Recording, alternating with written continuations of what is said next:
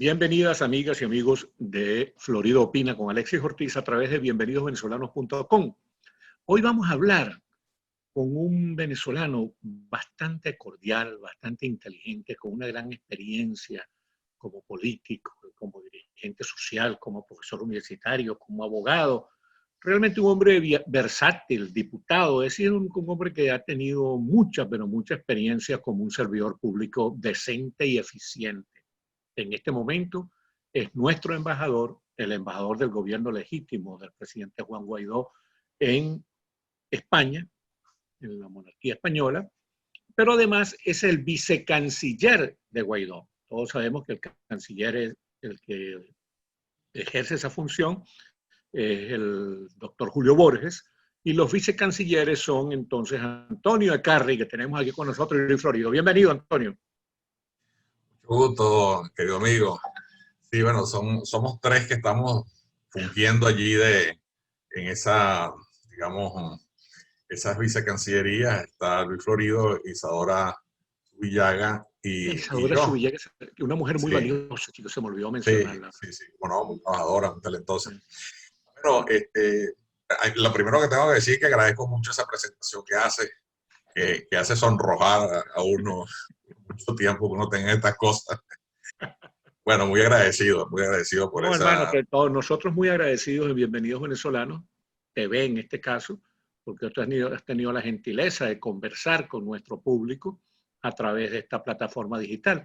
Y lo primero que yo creo que hay que preguntarte como embajador en España, es un puesto realmente de privilegio, porque imagínense ustedes, España, los Estados Unidos y Colombia son las grandes embajadas para nosotros, Brasil también, desde luego. Y entonces, ¿cómo está la relación con el gobierno y con la oposición española? Bueno, tú sabes que debe haber sido por eso que me mandaron para acá, porque la cosa aquí no es tan fácil. La relación política es complicada. Bueno, de aquí nos viene a nosotros nuestras complicaciones políticas, ¿no? La, Claro. la, la, nuestra vieja sangre española, pues, siempre ha sido España una nación complicada desde el punto de vista político. Muy Levantisca. levantica, muy interesante también, por cierto, porque, Sí. bueno, aquí en España es nuestra madre patria, sin lugar a dudas, y nuestra cultura. Yo soy un gran defensor de la leyenda dorada de Yo también, sí. la colonización española, porque más que colonización fue la incorporación y el encuentro de dos mundos que, en el cual salimos muy favorecidos por la cultura que también nos legó nuestra madre patria. Bueno, en España, te quiero decir, Alexis, con la mayor sinceridad, me la llevo bien con todos los partidos políticos, con casi todos, con Gracias a casi Dios. todas las organizaciones, porque este es un país esencialmente democrático, que luego después de esa cruenta guerra civil, después de todos esos años de dictadura franquista, ese proceso de transición, que por cierto, mucha experiencia del pacto de Punto Fijo concluyó en los pactos de la Moncloa para precisamente producir esa transición. Es un Y país no se sabe, esencialmente. y hay algo que no se sabe, pero que lo sabemos nosotros, y es que si alguien contribuyó a que esos pactos de la Moncloa se concretaran, fue el presidente venezolano Carlos Andrés Pérez. Sin duda, sin duda. Bueno, ahora te puedo referir una anécdota con Felipe González que es muy conocida, pero yo no la había oído de viva voz directamente de Felipe González, y ahora te la voy a referir.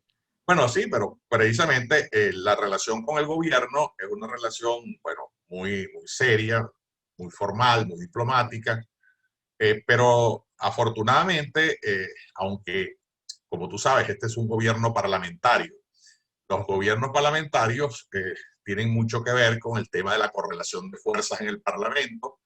El partido eje de gobierno tiene que manejarse con la mano zurda, con la mano derecha, para hacer acuerdos que precisamente permitan la viabilidad del gobierno. Eh, no hay duda que hay una organización política que para nosotros, digamos, nos creó cierto ruido cuando se produjo la alianza, que es Unidas Podemos, en el pasado habían manifestado mucha adherencia al chavismo, pero no es la única organización que forma ese gobierno. Para empezar, no es el hegemón del gobierno, no es el eje del gobierno, que es el Partido Socialista Obrero Español, con quien tenemos una larga tradición histórica de relaciones con los venezolanos con ellos. Pero además, también conforme esa alianza, los parlamentarios del Partido Nacionalista Vasco. Y el Partido Nacionalista Vasco, el PNV, es una organización que también históricamente tiene una relación muy estrecha con los venezolanos y con los demócratas de Venezuela. Ellos recuerdan siempre, mucha satisfacción, el que primero de sus Lendakari en plena guerra civil fue recibido en Venezuela y fue recibido como hombre de Estado. Es decir, esta relación, eso me lo recordaba el Lendakari Urcullo cuando fui a visitarlo hace un poco antes de comenzar la pandemia. Estuve en una gira en el País Vasco y bueno, me decían lo agradecido que estábamos y la relación con ellos es estupenda y eso por supuesto también ayuda mucho a que tengamos una relación muy fluida con el gobierno español. Y los demás partidos políticos que forman parte del Parlamento también, que están ahora en la oposición, también han tenido una relación muy fluida con nosotros porque han sido tradicionalmente muy consecuentes con la democracia venezolana. Me refiero al Partido Popular y a Ciudadanos, que son dos organizaciones que nosotros estamos muy agradecidos por su solidaridad con nosotros. Y esa solidaridad no es puntual. El Partido Popular incluso nos concedió, por decirlo de alguna manera, que un venezolano español muy conocido y muy querido, que es Leopoldo López Gil, el papá de Leopoldo López, sea representante en el Parlamento Europeo. O sea, tenemos una voz directa en el Parlamento Europeo. Por primera vez en la historia. Y eso es muy importante porque, por supuesto, tenemos, como tú dices, una voz allí. Leopoldo López Gil acaba de lograr, con su trabajo en el Parlamento Europeo, una resolución a favor de Venezuela que es de verdad inédita porque y refuerza la tesis que nosotros siempre mantenemos, que el tema venezolano no es un tema ideológico, sino es un tema que hay que empinarse por la diferencia ideológica porque es un enfrentamiento entre democracia y dictadura, tan sencillo como eso. Y eso lo comprendieron. Además una dictadura, ni siquiera es una dictadura política, sino que ya es una dictadura mafiosa, delincuencial. Una dictadura criminal.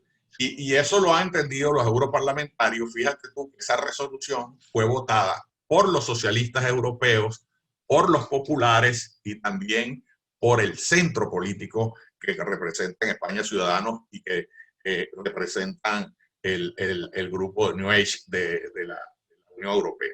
Entonces esa resolución, bueno, fue trabajo de Leopoldo López Gil, el padre de Leopoldo, y lo hizo estupendamente. Hubo unos que criticaron eso porque había otra propuesta más radical a favor nuestro. Sí, pero esa no hubiera pasado. Ese es el tema. El tema es que a veces las posiciones radicales no fluyen porque, bueno, no es apoyada por las fracciones mayoritarias. En esos casos, las proposiciones radicales adolecen de infantilismo político. Así es, normalmente eso lo ocurre precisamente y eso a veces no nos conviene porque resulta que si tú promueves haces una propuesta en un parlamento muy a favor nuestro, pero con un contenido que no es votado por la mayoría, entonces se percibe más bien como un rechazo a nosotros, a nuestra política, lo que no es cierto, sino simplemente que no se logra el consenso necesario que siempre ocurren en todo parlamento, en todo órgano colegiado. El gran éxito que tuvimos gracias al esfuerzo y a la inteligencia y a la capacidad de negociación de Leopoldo López Gil, ese gran éxito hubiera podido terminar siendo un fracaso ridículo si no hubiéramos empeñado en asumir la posición radical. Pero fíjate tú, mi querido Antonio, háblanos un poquito, porque se dice que la Cancillería nuestra solo hace declarar y viajar. Tú sabes que hay gente maledicente, ¿no? Que no concreta, que es como muy gaseosa, muy aérea. ¿Qué está haciendo nuestra Cancillería? Es importante que la gente de la diáspora y de Venezuela que están oyéndote sepan, así en líneas generales, qué está haciendo nuestra Cancillería. Bueno, mira, Yo creo que una de las cosas por las cuales ese gobierno usurpador está en la situación en que se encuentra de aislamiento internacional es debido a esta política que se ha desarrollado en el exterior.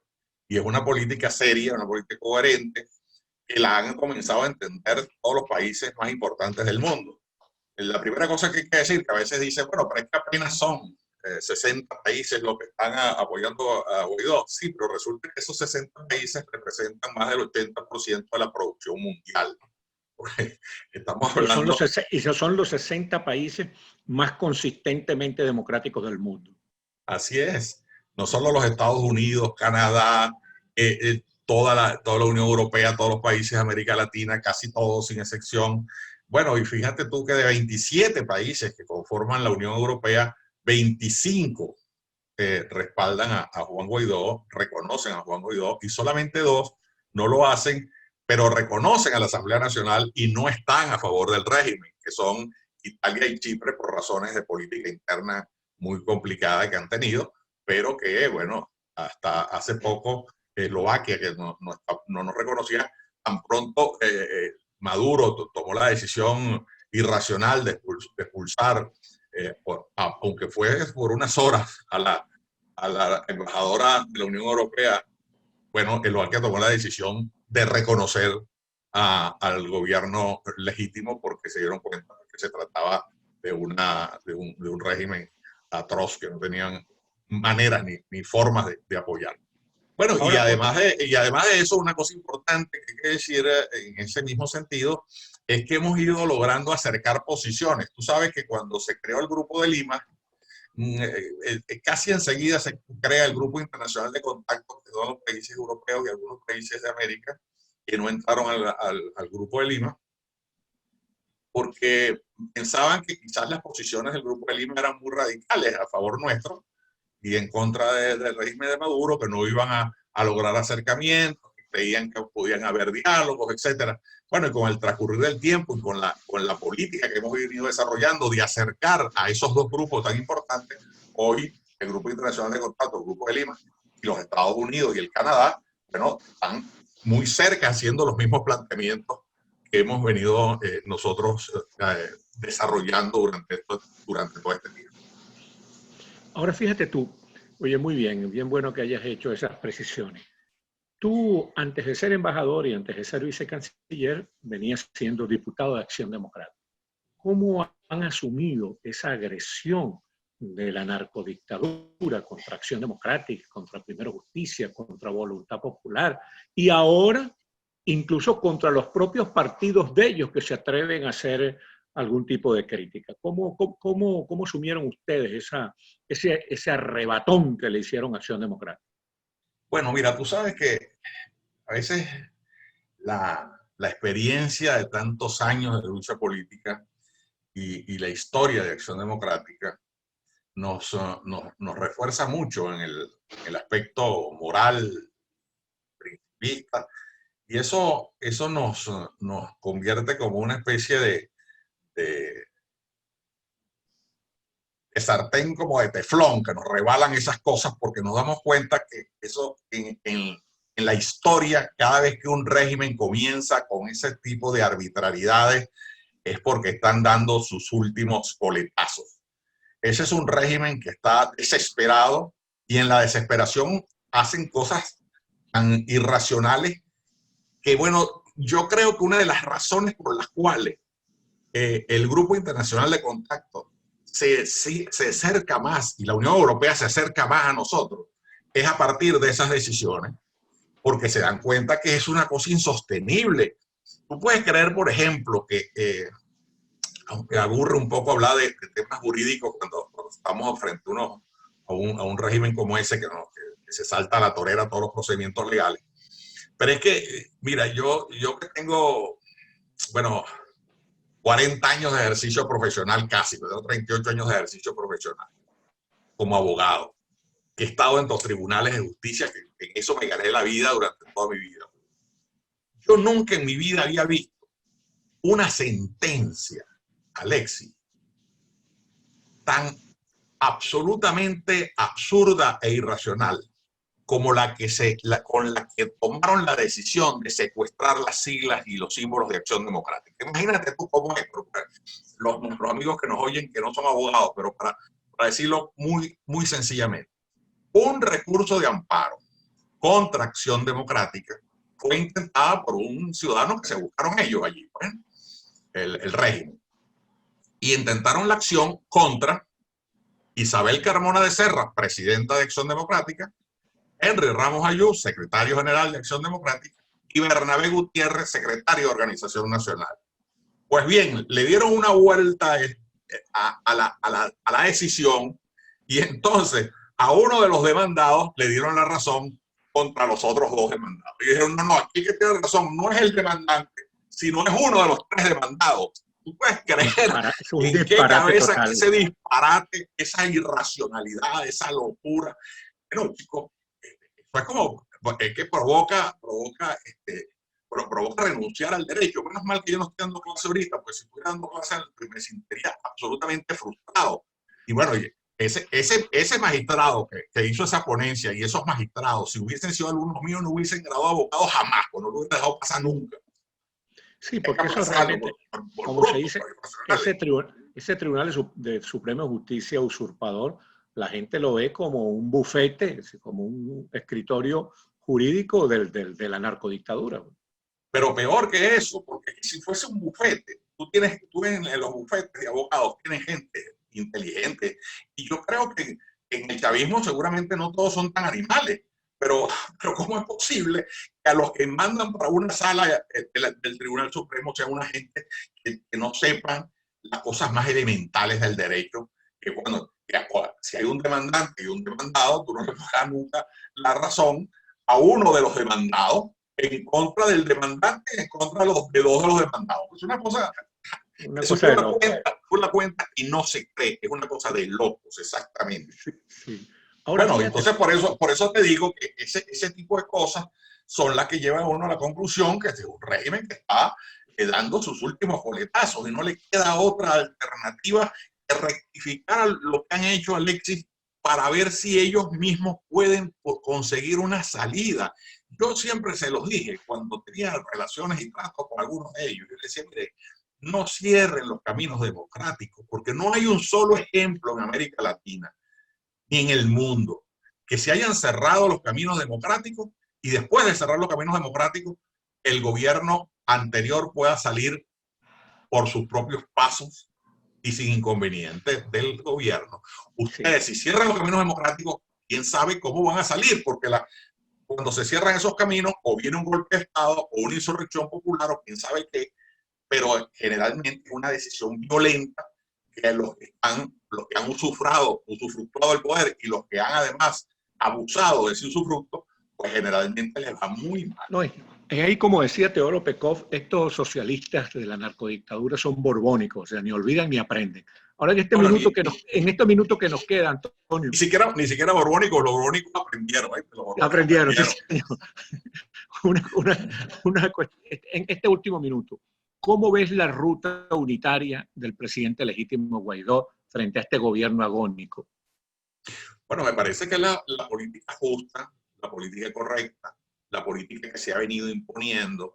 Tú ves que ahora ese nuevo relanzamiento que ha hecho Guaidó, haciéndole un llamado a todas las fuerzas políticas, y no solo a las fuerzas partidistas, sino a las fuerzas de la sociedad civil venezolana, dentro y fuera de Venezuela, está teniendo un gran respaldo. Yo quiero decirte que en estos días vamos a comenzar unas conversaciones del presidente Guaidó, país por país, con la diáspora, con las organizaciones que se han venido, con los venezolanos que estamos organizados en todas partes del mundo. Esto es un fenómeno, por cierto, digno de pensar y de analizar y de tomarlo en cuenta, Alexis. Es cómo los venezolanos se han venido organizando en el mundo. Yo te pongo, por ejemplo, aquí hay un ejemplo en España que son los médicos venezolanos. Aquí hay 5.000 médicos venezolanos. Todo eso da dolor, ¿no? Bueno, porque entre otras cosas, chicos, esa gente debería estar en este momento tratando de salvar la vida a nuestra gente. Y vinieron para acá a salvar la vida a los españoles, a luchar contra el COVID-19. Y son Sí, 5.000 porque médicos. En Venezuela fueron desplazados para meter a unos médicos que realmente no tienen competencia médica como para Bueno, desalojar a los venezolanos que y sí eran gente. aquí se han organizado de tal manera de que se han venido incorporando a la seguridad, al servicio sanitario español progresivamente. Han venido resolviendo sus problemas que tienen derivados del tema de la necesidad de homologar sus títulos, etcétera, y lo han ido haciendo. Y el propio ministro de Sanidad, con quien nosotros habíamos hablado precisamente para aligerar estos trámites, tan pronto comenzó la pandemia y vio la decisión de los muchachos venezolanos, médicos nuestros, de incorporarse en la primera fila, pues entonces se aligeraron todos esos procesos y incorporaron muchísimos de estos médicos a la sanidad y al servicio sanitario español. Y hoy está, a pesar de que lamentablemente dos de nuestros médicos, tres médicos nuestros murieron pues, con el COVID-19. Bueno, hermano querido, qué grato haber conversado contigo, qué bueno que la gente sepa qué es lo que está haciendo nuestra embajada en España, qué es lo que está haciendo nuestra vicecancillería y la Cancillería en general. Y lo bueno es que la gente tiene clara que el gobierno legítimo, el presidente Guaidó, está tratando de cumplirle a los venezolanos en esta hora tan crítica en que la narcodictadura en su momento agónico está atropellando. Muchísimas gracias. Alexis, perdona, pero dos cositas adicionales, simplemente. Sí, cómo no, cómo no. Dos cositas. Una, que aquí logramos una cosa muy importante que ha servido de precedente, que es con relación a los pasaportes de los venezolanos vencidos, que estos señores del régimen usurpador se empeñan en no les renovar los pasaportes, los venezolanos quedan en una situación ilegal absolutamente. Aquí se logró el año pasado, a través de una resolución del gobierno, que fuesen considerados vigentes los pasaportes vencidos de los venezolanos para todos los efectos procedimentales internos, y estamos luchando ahora para que eso sea posible autorizarlos también para los viajes al exterior. Bueno. Una cosa importante que una herramienta de trabajo, porque nos pareciera que es una cosa subalterna, pero nosotros había un convenio binacional entre Venezuela y España para renovar los carnets de conducir, las licencias de conducir, y eso fue suspendido porque aparecieron unas falsificaciones y tuvo más de un año suspendido esos carnets, y los muchachos nuestros, la gente nuestra no tenía ese instrumento para poder manejar taxis, manejar incluso para los efectos, para ni siquiera sus carros particulares, que son instrumentos de trabajo.